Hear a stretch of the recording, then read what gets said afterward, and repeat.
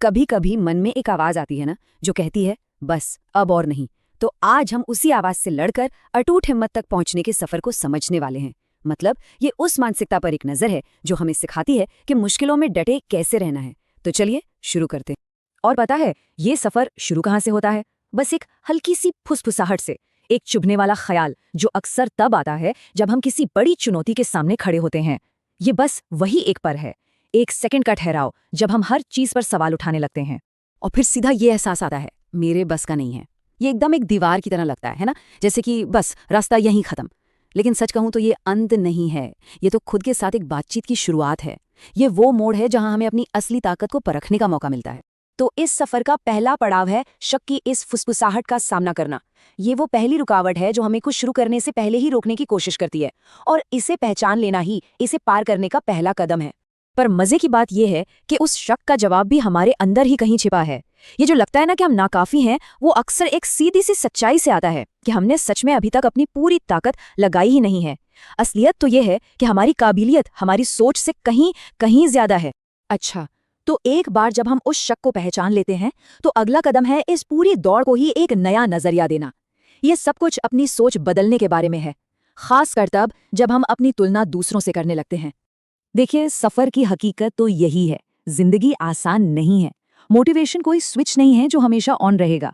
कुछ दिन तो सब छोड़कर भाग जाने का मन करेगा, और कुछ दिन लगेगा जैसे पूरी दुनिया हमसे आगे निकल चुकी है। और ये सारी फीलिंग्स ये बिल्कुल नॉर्मल हैं, ये इस सफर का हिस्सा हैं। और यहीं पर ना एक बहुत जरूरी फर्क समझना होगा। एक तरफ तो वो वहम है कि अरे लोग तो आगे निकल गए, लेकिन दूसरी तरफ है हकीकत कि जो आज आगे दिख रहे हैं वो भी कभी हमारी ही तरह कंफ्यूज थे।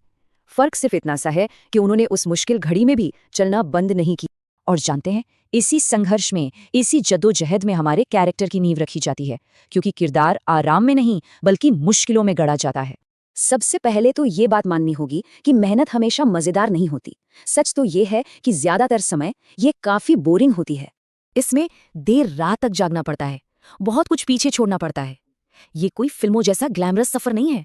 और नाकामयाबियां वो ढोल नगाड़े बजाकर नहीं आती, वो तो चुपके से दरवाजा खटखटाती हैं और हमारे हौसले को परखती हैं।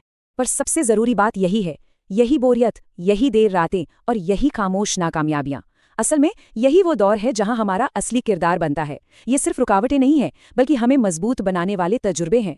तो इस सारे संघर्ष से गुजरने के बाद वो पल कब आता है जो सब कुछ बदल देता है? चलिए अब बात करते हैं उसी एक लम्हे की, जब हम बहानों को छोड़कर एक्शन की तरफ बढ़ते हैं। ये बदलाव सिर्फ दो आसान कदमों से आता है। पहला, बहाने बनाना बंद करो, और दूसरा, एक्शन लेना शुरू करो। सुनने में बहुत सिंपल लगता है, पर यह एक जबरदस्त दिमागी बदलाव है। ये अपनी कहानी का कंट्रोल अपने हाथ में लेने जैसा है। और जिस दिन ये हो जाता है ना, बस उसी दिन पूरा खेल बदल जाता है।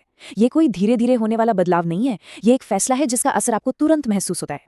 हाँ, एक बात है, उस फैसले के बाद भी शुरुआत में रफ्तार धीमी होगी। हो सकता है तरक्की साफ साफ दिखे भी ना, लेकिन सबसे जरूरी बात यह है कि रुकना नहीं है, बस चलते रहना है, चाहे रफ्तार कितनी भी धीमी क्यों ना हो।